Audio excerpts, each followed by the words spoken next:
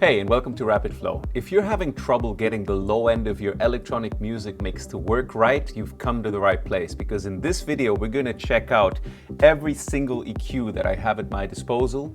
We're going to be checking out hardware and software from Louder Than Liftoff. We're going to be checking out WEISS. We're going to be checking out Empirical Labs, Softtube, Fabfilter. We're going to be checking out DMG as well as Ableton's built-in plugins, so that we can figure out what is the very best, cleanest, best sounding EQ to do low cuts with. Now, you may be asking, why is it important to be able to do low cuts? And I know there was like a hysteria about having to low cut everything in your track a couple of years ago. Okay, that was the screen that I wanted. So yes, low cuts can be important, but I wouldn't by default low cut everything, because low cuts, as we will see also today, can introduce phase shift. And that's absolutely something that can also influence your music in a negative way. So what are we going to be looking at today is not so much this analyzer, which is actually one of my favorites, but it doesn't give us enough details to really see what's going on with the low end. What we're going to be using today is the amazing Adapter AB plugin. It's a really, really cool mixing tool. Besides just being useful for referencing, it also gives you the possibility to look at your spectrum in a way that is very, very detailed. So what we're listening to right now is one of my productions, a track which I did in Thailand.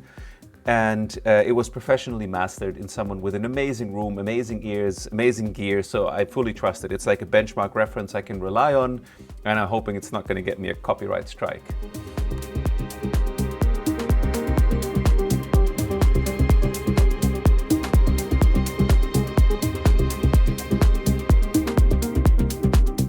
So this is my low-end reference right now. Just for fun, let me solo the subs, because that's what we're going to be looking at today. And let me start to point out something here. So the orange line is what you're looking at, right?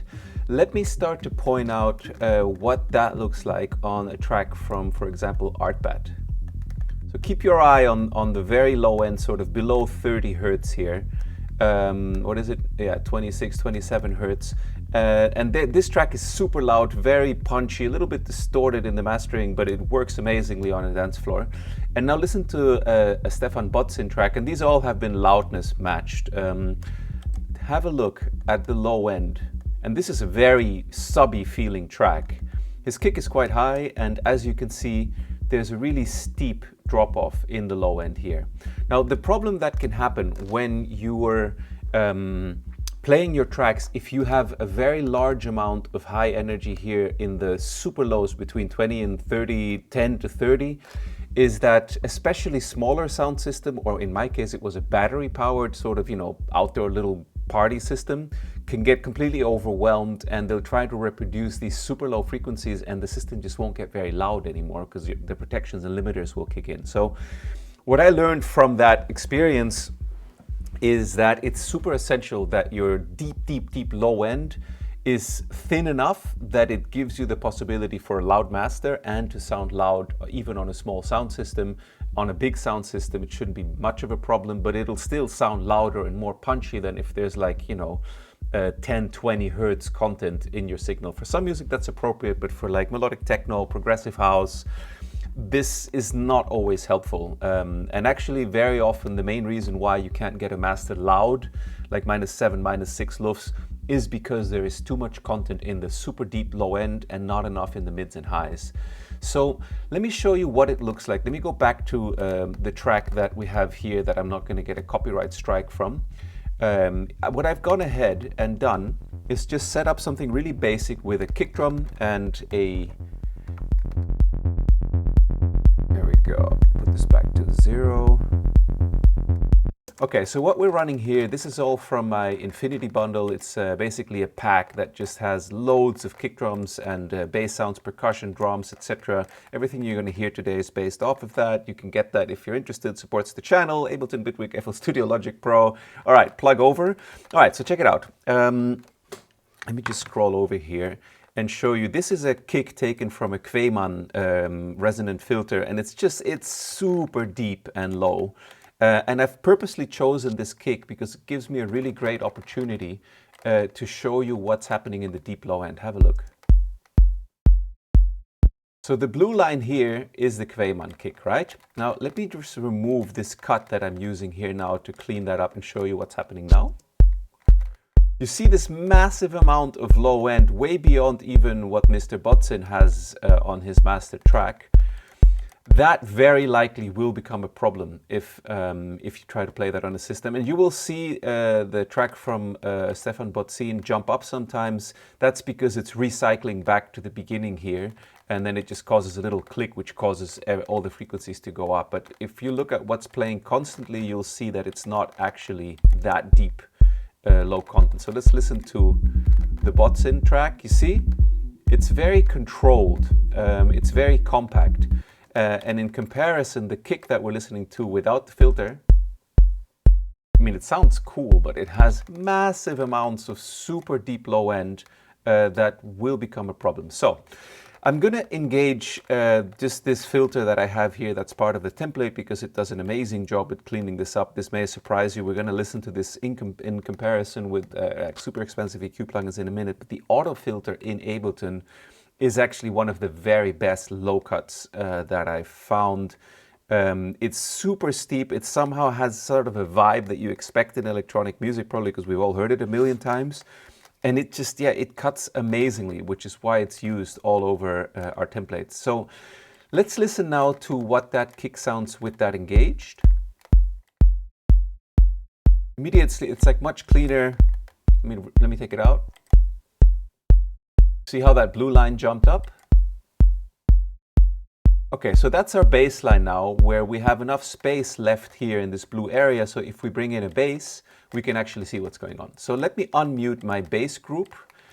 Take this out of the way because we don't need it right now. And let me show you the first bass, which is a sample taken from an Electron Rhythm, which actually has an incredible bass synthesizer also. This is something that I sampled note by note and is part of our Infinity bundle. This is what the bass sounds like. So let me bring back the spectrum analyzer and show you this area of where the blue is much higher than the orange line, which is our reference track. That's kind of the challenge. That's the problem. So what we're going to do today is remove that using different kinds of filters and see which we like the best. Okay, here we go. Starting out with the Chop Shop hardware unit. So I have this in my studio. Actually, these are dedicated to kick and bass. I love being able to do this just by hand. And let's listen to what happens when we start to remove some of the super low end on that.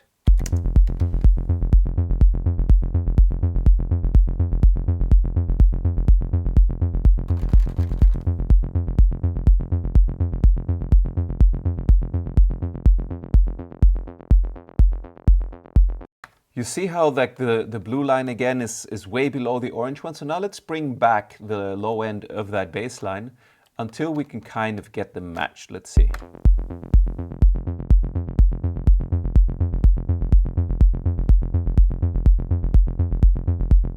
Cool, so that's like a pretty close drop off. And the interesting thing is, and you will know this if you've been looking into this field of cleaning stuff up with EQs. Every EQ and filter causes phase shift unless it's like a digital linear phase EQ. So have a listen, have a look at this. This is crazy. So this is actually what's happening on that EQ cut that I just did. I can remove the cut now. Now you see there's no phase shift. Let me just correct this phase shift. But when I engage it, you see the green line is actually the frequency content being cut right there. But the actual pink line is the phase shift that starts to happen or that is happening at the cutoff point. And the tricky thing really is you're always stuck when you try to do this stuff between using linear phase digital EQs, which can do this without much phase shift at all. But they introduce massive amounts of latency, which make it impractical when you're trying to play stuff in maybe with a MIDI keyboard or synchronizing devices in your studio. So I just wanted to point out that this is the risk of doing low cuts and everything. You'll introduce phase shift everywhere. And that can lead to a very undefined and unclear sound, which is why I like to capture things with the right amount of content. So I won't, you know, throw a sub oscillator on everything just because it's possible, but I'll really look and listen. Is like, is this going to interfere with the bass and kick? And otherwise I'll record it an octave up or set up the synthesizer differently. So when I start to cut with this louder than Liftoff chop shop, you can see that the phase shift follows up the chain. And when I, you know, if I'm cutting here around where is sort of the 60B point, well, roughly like I'm cutting around 500 hertz here, but there's phase shift happening all the way up to 7-8 kilohertz. And that's just a thing, you know, that EQs do, almost all of them in the analog domain, many in the digital domain. And I think, you know, I just wanted to show you this so that you are aware of it. But the more important thing is, how does it sound? What do you actually like? And what can you use to get stuff to sound clean? So as a benchmark, we're now using a hardware EQ, just because I thought it would be interesting really to see like, hey, what's possible there? Let's run it one more time and then we'll compare it to its software counterpart.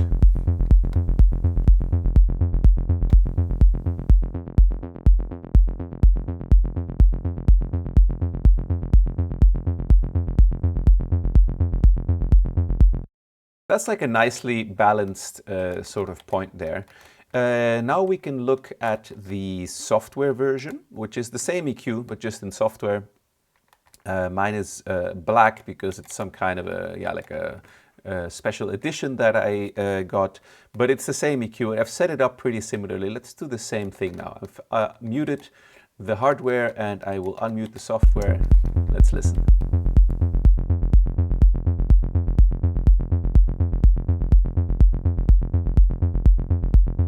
So that's very close to where I had the hardware. Let's compare.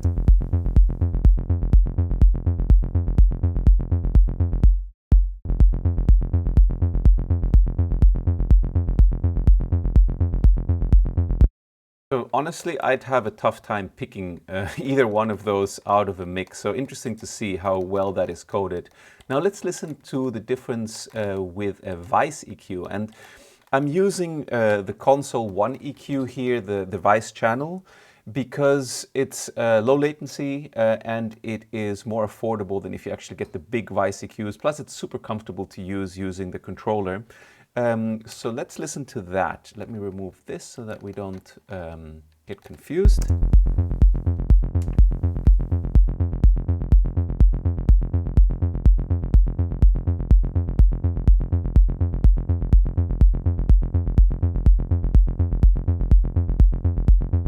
That sounds super nice also. I actually heard from Robert Babic, that this is his EQ of choice for the low-end cuts, is the WEISS stuff. Now let's do the Empirical Labs channel, which also has a really nice low cut on it.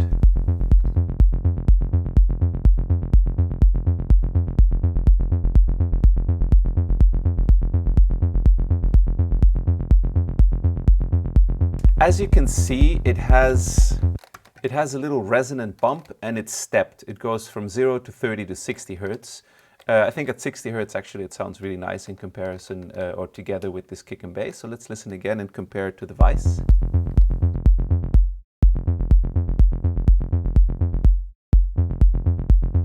Very different character though, right? And by the way, this is all just samples, basses, so they're always the same, like the bass note that's playing is always the same note. So we're really comparing apples to apples here.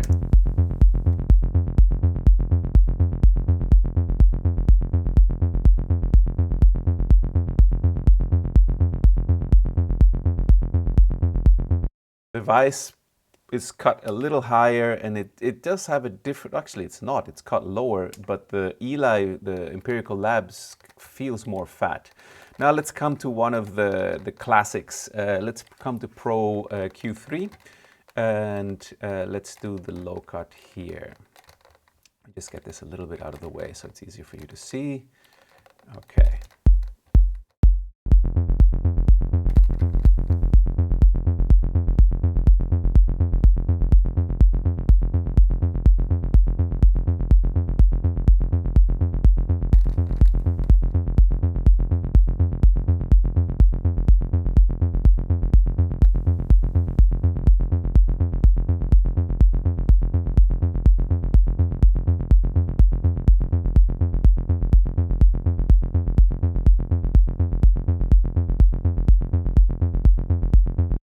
Funny, the WEISS and the Chop Shop sound almost identical. The Eli has a bit more character kind of and vibe, and the Fabfilter feels just very neutral. Let's. I'm just going to solo through these, so you can see by the tracks that are activated here. This is Chop Shop hardware, Chop Shop software, WEISS, Empirical Labs, Fabfilter, and then after that we're going to do DMG. So let's start at the top here and scroll through once.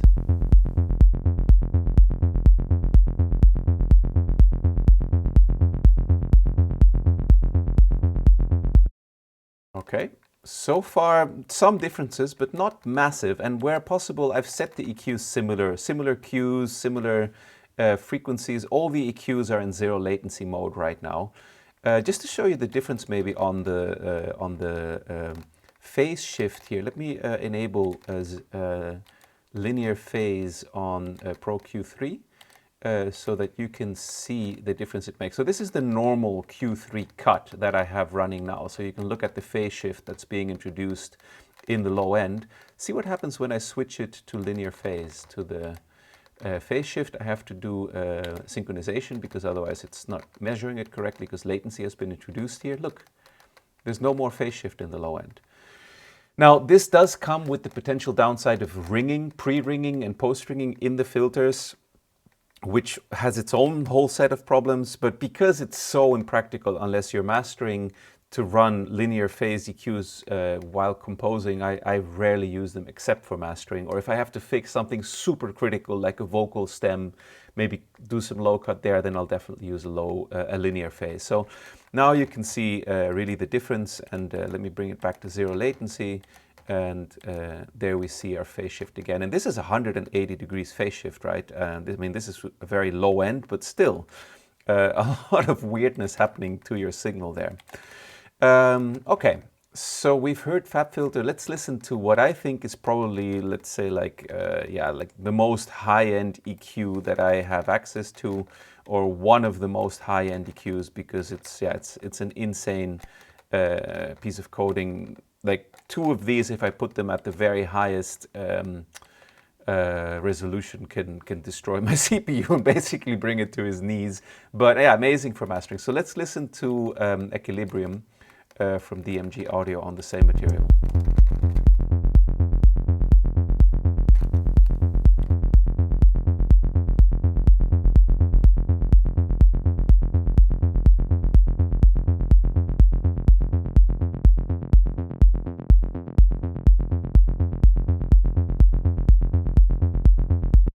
This is actually, I read or heard somewhere, Stimming's low cut of choice. He uses this, all over his music apparently. So now let's skip through and I'll solo again a few of the channels so we can see which we like best.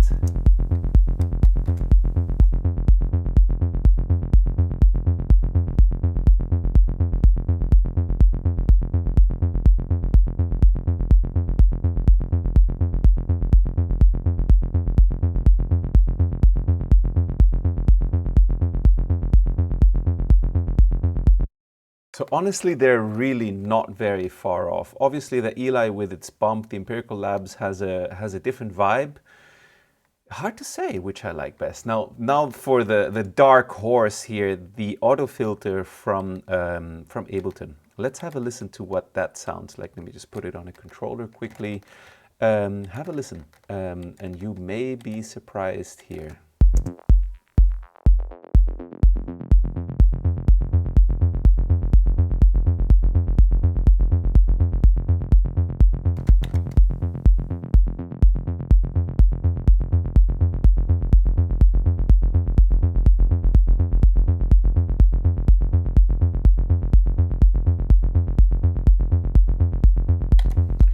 Okay, let me do one more round of solos through these, and let's see if we can pick one that we think sounds the cleanest or the best or the most interesting for electronic music.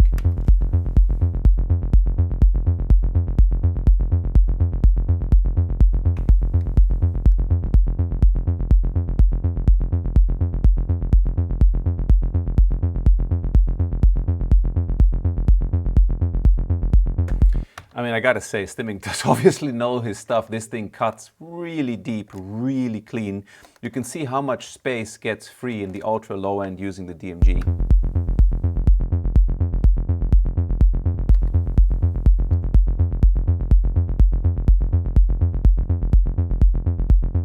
Definitely a very different characteristic. I'm soloing right now between the auto filter built in from Ableton and the DMG. Let me show you again.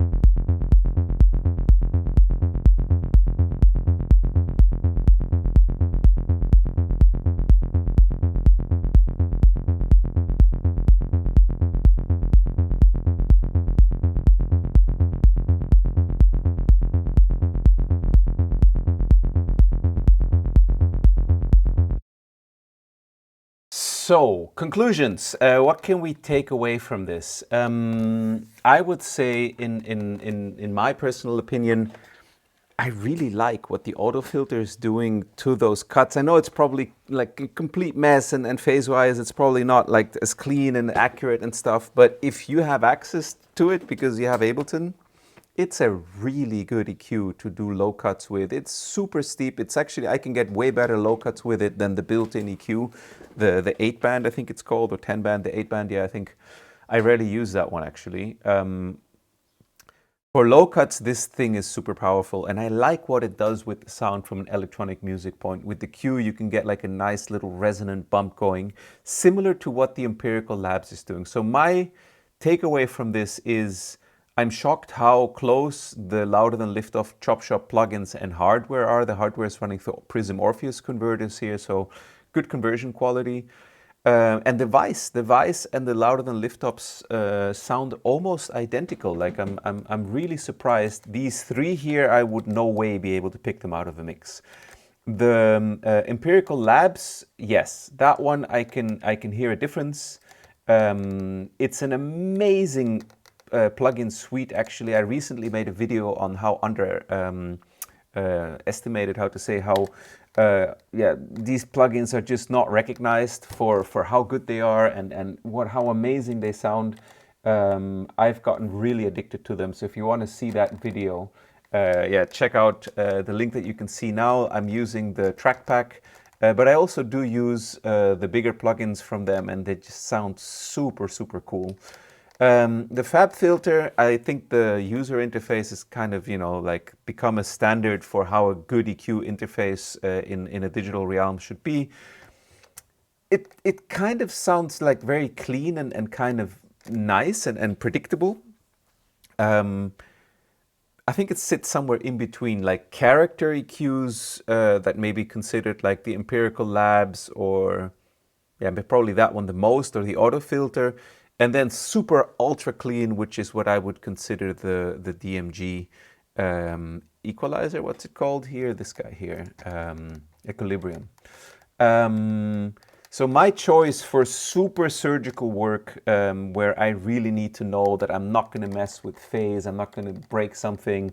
I recently actually helped someone fix a master track where the low end was just booming a little bit too much. It was overwhelming some car stereos, and I did a very similar thing with mid-sidebands, but I basically did a low cut on that master, which I barely wanted to touch because it was a great master, and they liked it and they accepted it, so that was super cool. It sounded good afterward, and I chose this EQ for that because I think it's the most surgical when you put it to linear phase mode. Fabfilter is kind of a bread and butter EQ that you can use anywhere in your tracks, and you can get good, clean results. And then I think my choice for a character EQ to do cuts with would actually be the Empirical Labs. I think that one sounds really, really nice. And actually, as I say this, I realize there's one I've forgotten that's super important. Hang on a second. How could I? This is like one of the EQs that I've most used, which is the default SSL style EQ that comes, SSL 4000 that comes with the Console 1. Let's have a quick listen to that also.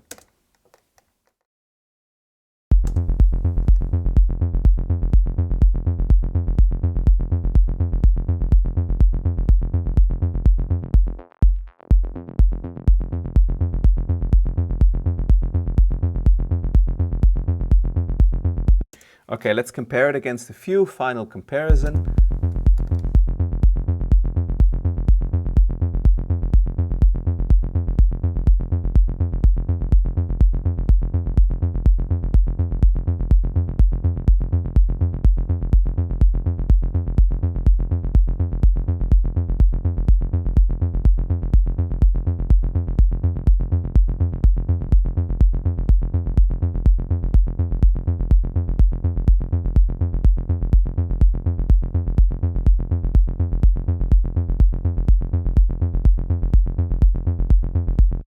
I'm honestly a little surprised how high the WEISS EQ, I guess it's not a very steep slope. It cuts super high actually compared to the other one. So yeah, the SSL is one that I've used a lot. I think it has a really nice sound when doing automated cuts and low cuts and high cuts. Yeah, I think my recommendation is that the console one default EQ with the SSL on it is, yeah, it's amazing. And if you want something more characterful, I'd look at the Empirical Labs. The absolute high end, I think, for very, very clean cuts would be the DMG Equilibrium. It's a pricey EQ, but yeah, it just sounds really, really clean and true to source.